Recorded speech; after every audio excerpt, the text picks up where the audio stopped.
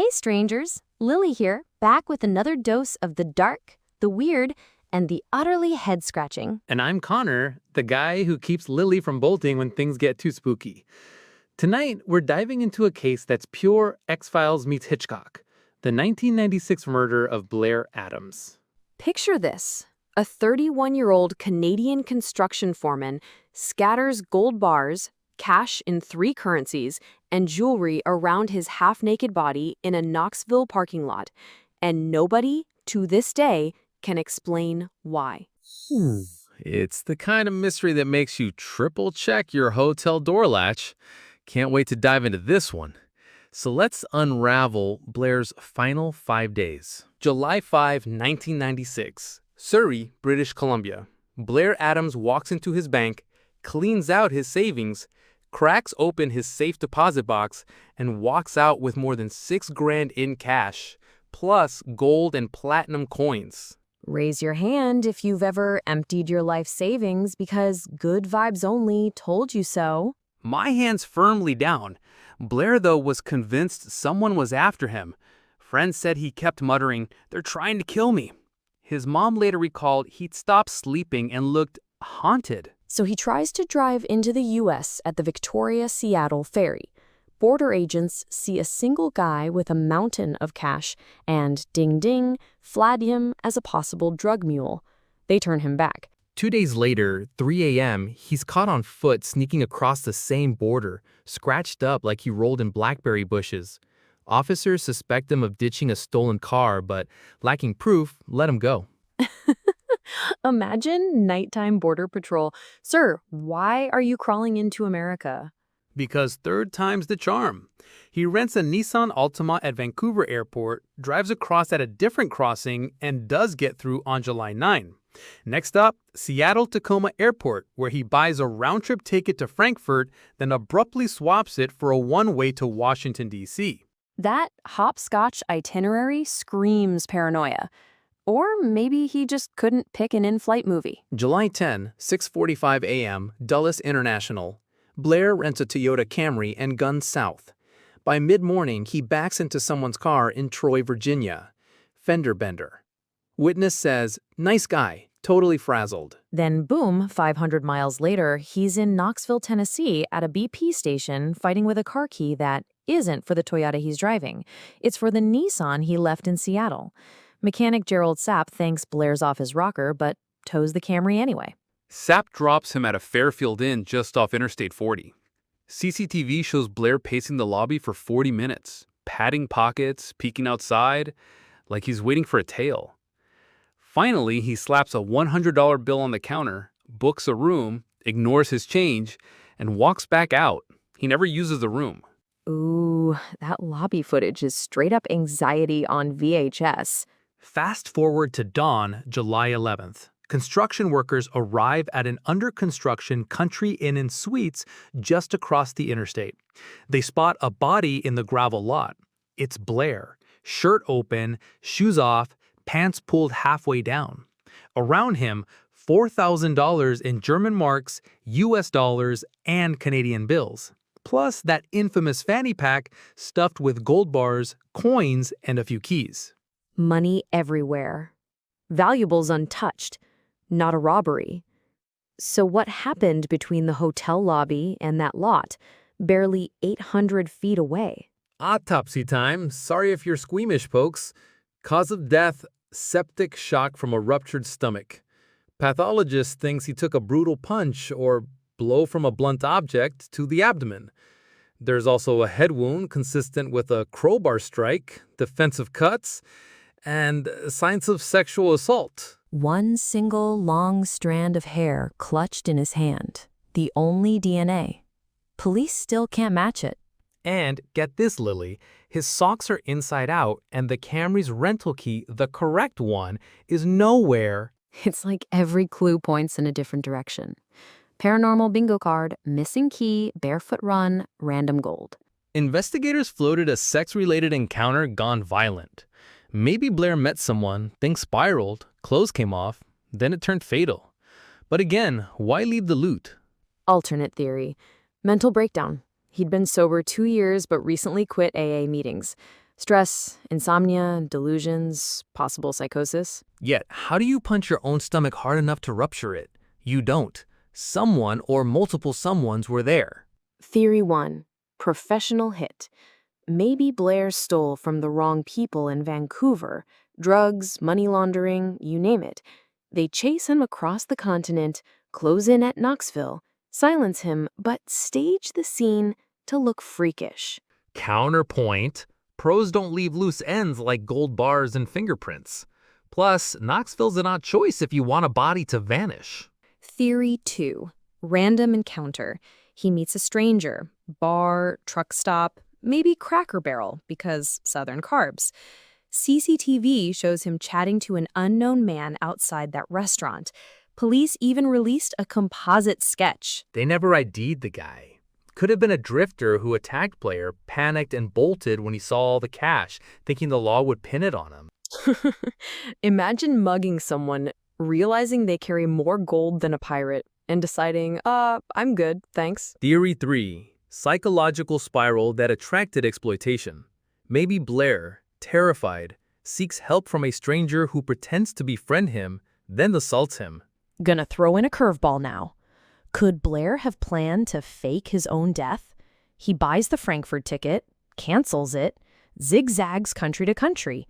Maybe a scam gone sideways. But you can't fake a peritonitis-inducing stomach rupture, unless you're Houdini, and even he didn't survive a punch there. True. No matter the theory, a real human being ended up alone in a parking lot before sunrise. That's the tragedy. Knox County cold case detectives still revisit Blair's file. Every so often, a podcast like ours sparks fresh tips, but none have stuck. His mother, Sandra, says she still wonders what it was, the secret Blair refused to share. Some nights, she dreams he calls her from a payphone, like he's still on the run. If you were near Strawberry Plains Pike in the early hours of July 11th, 1996, or you recognize that composite sketch, contact Knoxville PD. Somebody knows something. It didn't take long for the internet to grab this case and run with it. Reddit threads, YouTube breakdowns, even TikToks. There are people who think Blair Adams stumbled into some kind of alternate reality. Okay, multiverse theories always show up by minute 8 of any cold case. Right? But one of the wildest things I came across was someone suggesting Blair got caught in a CIA mind control program. Naturally, because when in doubt, it's the CIA. But seriously, there are legit sleuths who've tried to map Blair's route across the U.S., his bank withdrawals, his hotel stays, even trying to decode which items he brought versus left behind. One woman actually tracked down the specific model of the Nissan Key he still had on him, hoping it might trace back to someone. No dice, but impressive. It's that kind of obsession that's kept this case in the public eye nearly 30 years later. There's a theory that gets glossed over, though, and that's sexual identity and trauma. Some believe Blair may have been struggling internally, possibly closeted, and whatever happened that night was a result of a secret rendezvous gone terribly wrong. That would explain the disarrayed clothes and why no one ever came forward. Shame, fear. And if someone he met wanted to silence him permanently, well, Knoxville in 1996 wasn't exactly a beacon of LGBTQ safety. We'll never know for sure, but I do think it's important to look at all aspects of a person's life, not just the parts that make for good headlines. Here's another one for the Ha column. There were reports Blair had a female friend he told, "I can't tell you what's going on. It would put you in danger." That gives me goosebumps. Like, what could possibly be so dangerous that he wouldn't even share it with someone he trusted? That line haunts me more than anything else in this story.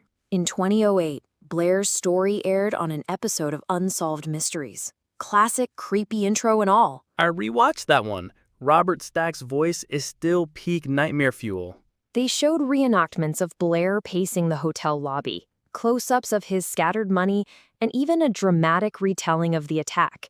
It brought fresh eyes to the case, but again, no answers. A few tips came in after the show aired, but police said none led to a real breakthrough. Then, in 2021, TikTok and true crime YouTubers rediscovered the story. Tons of new theories, but nothing concrete. It's like Blair's life has become a jigsaw puzzle, but someone threw away the corner pieces. And maybe the box lid, too. Okay, big question time. Lily, what do you think happened to Blair Adams? Oof. I think Blair was mentally spiraling. Possibly paranoia, possibly real danger, but I don't think he made it up. He was scared of something. I think he trusted the wrong person. I'm leaning toward that too. I don't buy the he just snapped theory. His movements were too calculated, too urgent. And whoever killed him, I think they were there in that parking lot with him. Maybe someone he thought would help him disappear, who instead made sure he did. And if that's true, they've lived free for almost 3 decades. With no remorse, no justice, just silence. I keep thinking about his eyes in that hotel lobby footage. Wide, scanning, like prey. Like he knew something or someone was closing in. That's not your run-of-the-mill anxiety. That's full-on fight or flight. There's a term for that, hypervigilance. It's common in trauma survivors, abuse victims, even whistleblowers, people who've seen too much. And when you're that afraid, you make weird decisions. Backtracking, swapping tickets, driving aimlessly. Your brain's not prioritizing logic, it's screaming, run. Exactly. You're thinking in minutes, not plans. Blair wasn't just traveling, he was escaping something. Or someone. All right, here's the million-dollar question. Why Knoxville? I mean, he had no family there, no business, no friends, just randomly shows up in East Tennessee after zigzagging across North America. Some say Knoxville was a transit stop, that he was heading somewhere else, maybe Atlanta or Florida, but never made it. Others think he had plans to meet someone there. An online contact, maybe? Remember, this was the early internet era. AOL chat rooms, news groups. That's a good point. People were connecting with strangers without truly knowing who they were. Catfish City. And if that person promised Blair's safety, or worse, claimed they could help him disappear, he might have believed them. And ended up dead because of it. That's what haunts me. Knoxville might not have been the destination, but instead, it turned out to be the trap. So let's zoom out. Has anything remotely like this happened before or since? Okay, bear with me, but there's the case of Lars Mittank. 2014. A German tourist in Bulgaria suddenly gets paranoid, tells his mom people are after him, then runs out of an airport barefoot and disappears. Yes, I remember that. CCTV shows him bolting through the airport like something was chasing him, but no one's there. Never found. Sound familiar? Panic, erratic behavior, possible head injury, total mystery. Then there's the case of Elisa Lam, the woman found in the water tank at the Cecil Hotel in LA in 2013. Similar mental health questions, similarly bizarre security footage. In Blair's case, we don't know whether it was mental illness, foul play, or both. That's what makes it maddening. There's always just enough weird in cases like these to keep us hooked, but never enough answers to feel satisfied. And the longer they stay unsolved, the deeper the rabbit hole gets. Blair was buried in his hometown, back in Canada. No gravestone, just a simple marker. His mother still speaks out occasionally. She says she forgives whoever did it. She just wants to know. And maybe that's the worst part. Not the violence, not the mystery, the not knowing. Imagine carrying that for almost 30 years. Waking up every day wondering what your son was running from and why nobody helped him. Or worse, someone pretended to help him. That betrayal would be the final blow. You know what's wild, Lily? We've covered some strange stories on this podcast, but this one, it really lingers. Yeah. There's something about Blair's desperation that hits different. You feel it. He wasn't some hardened criminal nor sketchy drifter. He was a construction foreman, sober, hardworking, just scared of someone or something. Exactly. He did everything right on paper. Paid for hotels, didn't steal a car. He didn't even lose his gold. He just scattered it around his body like it didn't matter anymore. Maybe it didn't. Maybe he knew the end was coming. Or maybe he hoped someone would find it and figure it out. Leave a trail. Instead, it became the strangest breadcrumb trail no one can decode. Every clue is a dead end. It's like trying to solve a jigsaw with the middle pieces, but no edges. All right, let me throw a wild one at you. What if Blair hadn't died that night? What if the assault didn't kill him and he walked away? Connor, there was a body. I know, but humor me. Let's say that wasn't Blair. Maybe the ID was staged. The real Blair is out there, living off the grid. And Elvis is his neighbor. Okay, but stranger things have happened. Honestly, if he had faked his death, I wouldn't blame him. But there's no indication anyone else vanished in that area. It was him. Still, the idea that he might have been trying to disappear feels real. Yeah, but whatever he was running from, it found him first. Blair's case is still technically open. Cold, but not forgotten. Knoxville police say they occasionally revisit it, especially when podcasts like this bring fresh attention. And that's why we do this, right? Not just to share a creepy story, but to keep it alive. Because someone out there knows something. They always do. And even the smallest memory, a name, a face, a detail, might be the thing that finally cracks it. If that person is listening now, it's not too late. I know we say it every episode, but I really mean it this time. Somebody does know something. And maybe they've stayed silent because they thought it didn't matter anymore. Too much time has passed. But it does matter for the families that are left wondering, hoping that somehow they will find out what actually happened to their loved ones. But cold cases don't mean closed cases. New DNA tech, AI analysis, databases that didn't even exist in '96. You're right, Connor. We've seen 40-year-old murders cracked because of one hair or one fingerprint, and Blair had both of those. That one strand of hair found in his hand, that could be the key. One match in CODIS or a genealogy site, boom, case cracked. That's why telling these stories matters. It keeps cases like this active, not just in a database, but in the minds of listeners. And let's be real. We've solved cases in the comments section of podcasts before. The internet is wild like that. It only takes one person to speak up. One tip. One anonymous message. Also, we've got to give a shout out to our listeners. You guys send in incredible theories, wild connections, sometimes even new evidence. Oh yeah, there was that one time someone emailed us an old yearbook photo that helped verify a suspect's timeline. Right? It's like having thousands of digital detectives on our team. Let's keep that energy going. If you've got a theory about Blair or a link to something we've missed, slide into our DMs.